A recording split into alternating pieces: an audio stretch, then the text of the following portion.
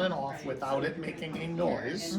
You want to hit the button, shut down, confirm, and you don't hit the button in the back until this goes completely blank. Otherwise, it's going to start yelling at you. Then when it goes completely dark, which would be in 1 second, at that point you power the switch on the back. Because what happens is if you don't do that and you leave it with housekeeping, unplug, after 5 minutes it's going to start screeching. So always turn that switch off in the back.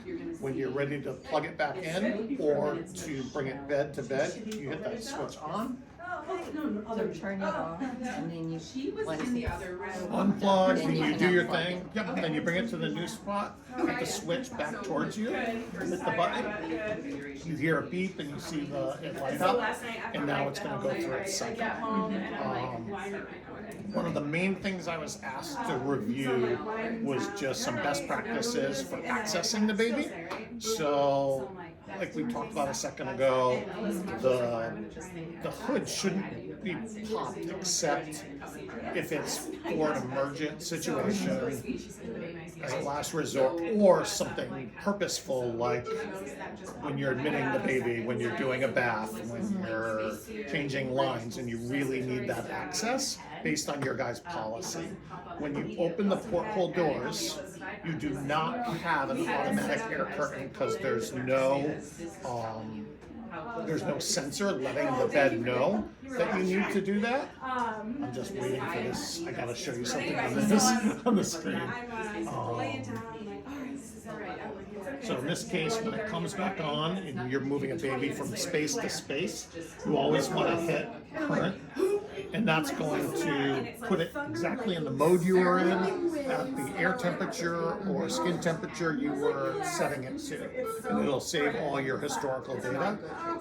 But when you pop these open, you should use touch time. A lot of the nurses that I've shown were not familiar or didn't remember this. So when you hit touch time and confirm, now you're getting that air curtain boosted, so it'll keep that temperature stable. So you're in here doing your care time, you're in here for 20 minutes, changing a diaper, doing whatever else you're doing for that assessment. It's giving you a timer. So when you turn that feature on, it gives you a 20-minute timer, and it's turning off your alarms. So when you move the probe, then it's not going to alarm you. And any other nuisance alarms, it won't happen during that time. I think one of the things that's been happening is people haven't been using this. You've been seeing an air temperature drop, and then especially when you get an alarm and then you shut it, and now you're getting more alarms, that's going to help with that. The other thing I've been teaching is when you change the probe or you move the probe or you're first setting it up, put a little hook in it, and it's giving you a little more surface area for the probe cover to stick on. Whenever you see the probe cover lifting up or change or move the probe, or you lift it up just to check on it, change the probe cover. Because it's the #1 way for the babies to overheat is if that probe lifts up off the skin, it's now measuring the air pocket. It thinks the baby's cold and it cranks up the heat when they didn't need it. So that's just a reminder on that. When you shut this and you still have the curtain going, because it hasn't been 20 minutes, just turn off touch time. That way there you're not enclosing it with that boosted heat, because that will create excess heat for baby. So it's just a reminder. But that would time out after the 20 minutes. Yep. Yep. The other way to access is through the sidewall. So to bring the sidewall down, you lift up on the hinges, up and out. So what I've been showing people that knew, because someone had mentioned they wanted to know how to be able to open this with one-handed. So when you don't want to just grab it by the door, because it will break. And I think you guys have seen some of that. One person admitting to, I think, breaking it 2 or 3 times. This spot right here, there's a lip. and it's on both sides. Yeah. So what you want to do is lift up with a couple fingers as close to the center of the bed itself as possible. So I'm going to shut these. I had gone that, Yep, so I'll but you want it down here. So two different ways. So if you do it here, if you do it way out here, you're not going to lift that side. So do it closer to This center. will open the whole thing. Yep, I was popping it open. Oh, no. And going like that.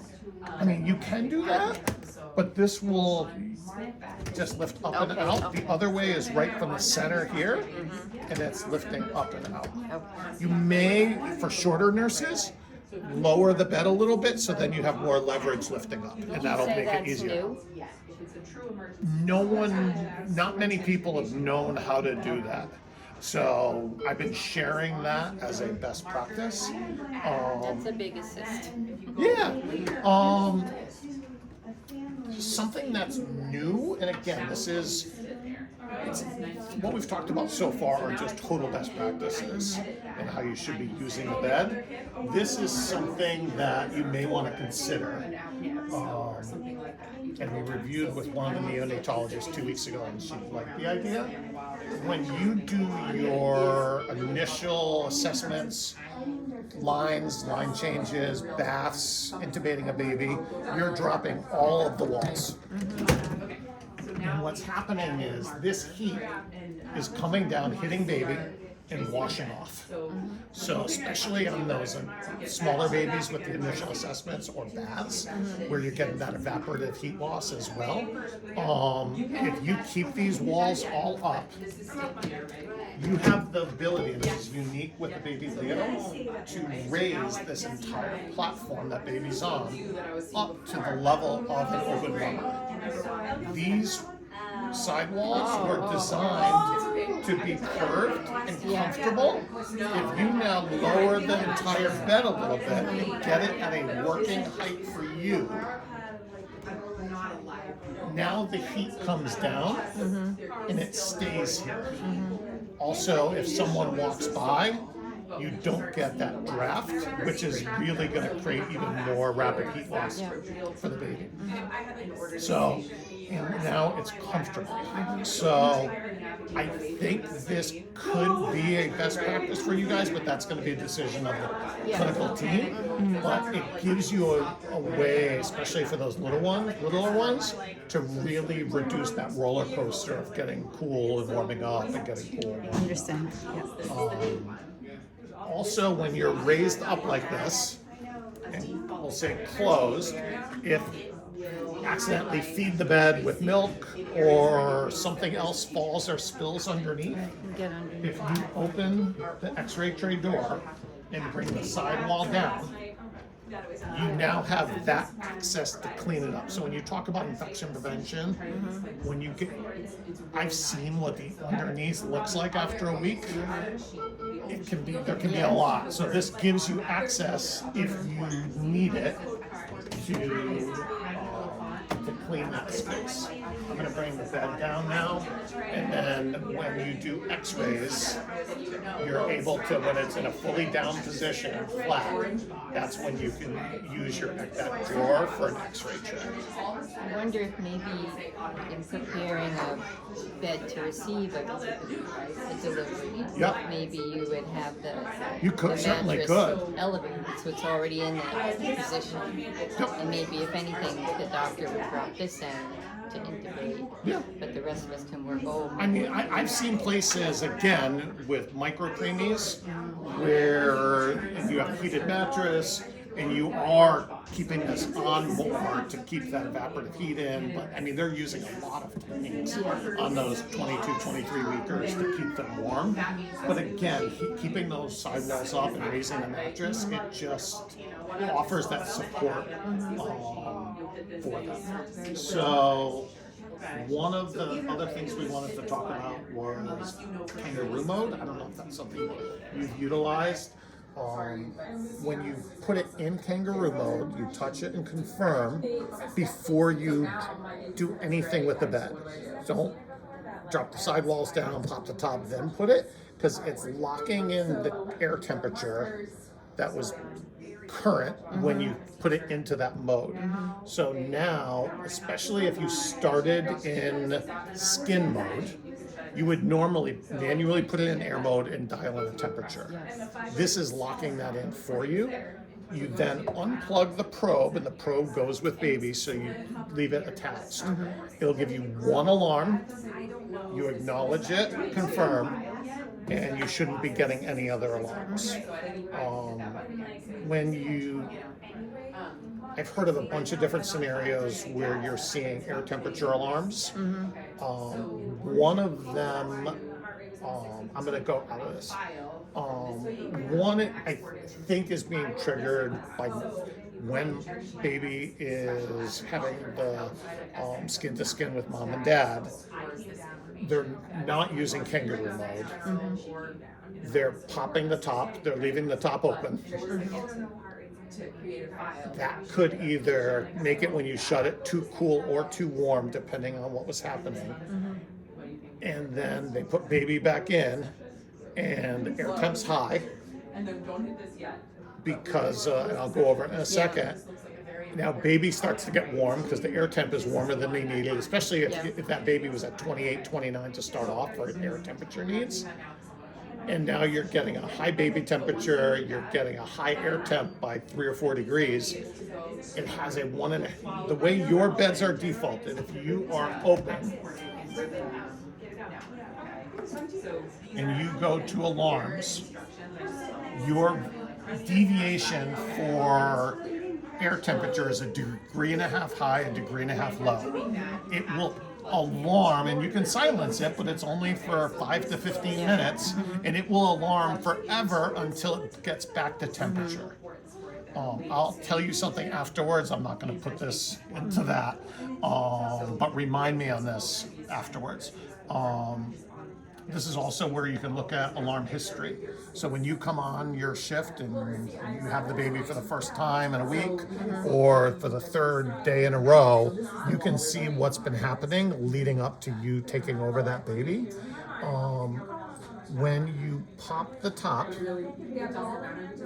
and you don't have a probe on baby and you're in air mode, what the heater was, how engaged the heater was at the time you popped it open will determine at what percentage the overhead heater is. So what I think is happening is people are popping the tops on and off so much, you could have this come up at 70 or 80%. Now that baby might only need 20 or 30. You've cooked the baby already. You're heating this air after half an hour and shutting it, and that's why you're getting those high air temps. Because I assumed they were doing this and their baby was getting cold, but they were saying a lot of times baby's getting warm when they're leaving this open and that. So that's what I think is happening. So what's the moral there? We have to put in the probe before. So you don't have to do a probe if you're doing this, but what I mentioned to people is to have there be awareness. So right now, and this is any open warming bed that's sold in the US, if it's above 30% overhead heat and there's not a probe driving temperature, you get a 15-minute timer, because it's deemed not safe to be above 30% without baby telling you what should be happening. So unless that's a baby that is requiring very high air temperatures, and if you don't have a probe, you may want to just be thoughtful of how much heat is coming. And if you put it at 30, you know you're safe with that and you won't provide too much heat. And again, the ideal is to have a probe, but again, that's not always an option. You're used to popping it open and closed, but just be aware if you don't have a probe and you're popping that top, look and see what percentage the heater's on, because I think that's why you're seeing some of those high air temperatures, which is creating nuisance alarms for waiting for that air temperature to drop. But while it's dropping, it's overheating baby, and then you're getting baby alarms, which you're more worried about. If that makes sense. Yeah. But Ron, it didn't alarm after 15 seconds. No, 15 minutes. Oh, 15 minutes. Yeah, minutes, so there's a minutes. countdown Okay. timer. It'll alarm, and most people will just go, oh yeah, okay, click, and it gives you another 15 minutes. Okay, gotcha. So it's just having an awareness when you pop the top, if it's purposeful. Okay. In theory, based on what is being taught, the pop should be popped 95% less than it is right now. So that should help it. But if there's times where, and really for the times you're going to pop the top, it's not as big of a deal. But how you've currently been using it is creating some of these alarms that are avoidable, if that makes sense. You do have, and I don't know if you're aware of this, there is a timer stopwatch. So if you go timer stopwatch, and you may want to just leave this up all the time, it just gives you a way, instead of using the wall clock or your watch, it gives you a stopwatch that you can use anytime you want. And then it's one at a time, but then you can start, stop, reset, and start again. So it's just another tool that's in your bag of tricks to support you guys. From a scale standpoint, and then that's yes. second to last, I've been happy to say all the training I've done over the last year and a half has paid off, because most of the people I've spoken with are very comfortable with it. So the trick is this line around the edge here, what's on this tray that I'm lifting, that's what is weighed when using the scale. So if you have things hanging over the edge or the end walls, that's going to be what is often causing it not to zero quickly. So if you, first thing you do when preparing for a weight is tuck everything in, make sure there's no positioning aids hanging out over the edge or any miscellaneous, I don't want to say accessories, consumables that are in the bed that you're working with. Make sure baby's centered on the mattress. Make sure the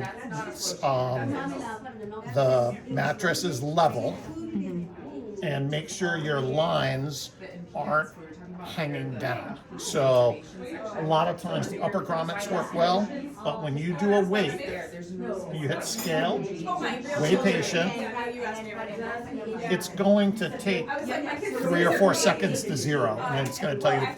If it takes much longer than that, 5, 6 seconds, any longer than that, put baby down, reassess what's going on, and start over. You also, what you don't want to do is when you have it lifted up, lift baby, put baby back down, and have everything hang on the bed, because that's going to create inaccuracies. So just have everything either always on or, always off. The other thing to remember, if you want this weight to go into the trends and into the here, you got to hit OK. Okay. So when you hit OK, it now puts that, it will only store in this trend 1 weight per day. So if you took one at delivery and then you do it at 11 o'clock at night, it's only going to store 1 per calendar day. And then last but not least, you have a decibel meter. I think a lot of people are aware of that. Sounds like there's going to be some new initiatives surrounding sound. She's part of it. Awesome. And on the back wall, so when you have your peekaboo light here, which is the big round one on the back, the little one next to it is what's measuring sound inside the chamber. So it's always telling you what baby's experiencing. And if you are interested, this may be something as part of your guys' initiative. If you go into trends and data and you look at noise and light, this is giving you a 2-hour window for what's been happening. You can see this right here is probably when we were doing our dinner, because the people were quiet. This is a loud space. But you can look at that over 24 hours. And again, it's showing you a high threshold of either 80 or 90 based on how loud it is in the room. But it will show you peaks and valleys. It gives you a tool to teach mom and dad and to make awareness with staff. My guess is when you look at these, you're going to find that during rounds and other times is when it tends to get louder, and it just creates good awareness. This is also a great tool when you do report.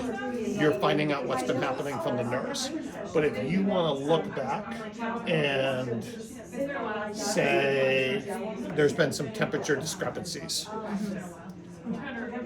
you can go in and look at the correlation between air temperature and central line temperature, but it also is telling you when and for how long the hood's been open, when the sidewall's been down, and when you're doing kangaroo mode. So if you're seeing changes up here, and you can then get an idea of the why. Is it the baby or is it the environment? So it gives you a good additional data. There's also a logbook. So this will show the last 10,000 interactions with the device. So if you see a change in so if you see something, if you want to look at a specific moment in time, by dialing, it will then tell you the values. And this is the same with your decibel. So this stores every minute. Temperature stores much more often. But it gives you an idea of what's happening with that. And while you're dialing wrong, what was the target that we want for babies again? How much? For decibel levels. So you guys, if you touch noise level, it's going to, these are your defaults. Your defaults for a yellow alert is at 50 and above. Between 50 and 64, it's going to give you yellow. And above 65 is when you're going to get the red. Definitely, one of the nurses described this scenario. She's like, I saw someone put, I think it might have been her, I put my stethoscope down and it went up to 80. So those noises, putting a cup down or putting something on this, on top actually, I can't remember which facility it was, but I was talking about that, and they implemented a policy to not put things on top because they saw how negatively impactful it could be to baby hearing it. And those are those loud spikes that cause those neuro triggers. So what about those acts as a neuro trigger. curtains? You can change this too. If you don't want to, if mom and dad are ultra sensitive to when you educate them on this and they're like, oh my gosh, it's always yellow, and they're getting nervous about it, you could change this to 50. This is going up in increments of 1. You could change it on that one baby to 55. It's still going to show up in your trends as what's happening, but it may be less intimidating. But again, you can change those, or there's a baby that is like a neurocompromise, and you may want to change it to 45 and 60. So it's even more sensitive to the triggers for making there be visual awareness. I was gonna ask you, so what about when we put in covers? Does that affect? That will dampen the noise for sure. Okay. By having the cover on it. If you look at this here, and I'm not going to talk for a second. It's high 50s, low 60s. When you pop the top, Oh yeah, it jumped to 73. And this, like, I'm not getting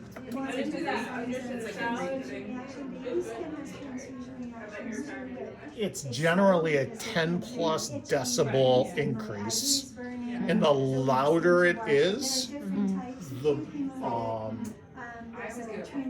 more it dampens.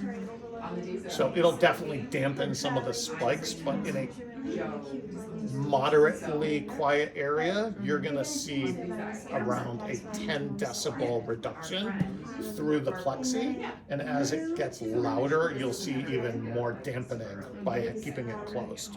One of the things that was asked that is something folks may want to know, it sounds like your guys' policy for low air temperatures is not to go below 27. The way this bed is set up, there's a self-protection at 28 and below. The bed can go circulating air temperature as low as 20. When you hit air temperature and you dial it back, it stops at 28. It tells you here, you just got to read confirm. So you touch that, it stays yellow, and you continue to dial. Okay. Okay. So one of the, and I'll ask you this other thing afterwards. So that's how you get to 27, and then you confirm. And if it's below 28, you always get this notice saying that the bed is set below 28. And that's just a safety feature. Catch. Nice. Any other questions? Thank you, Rob.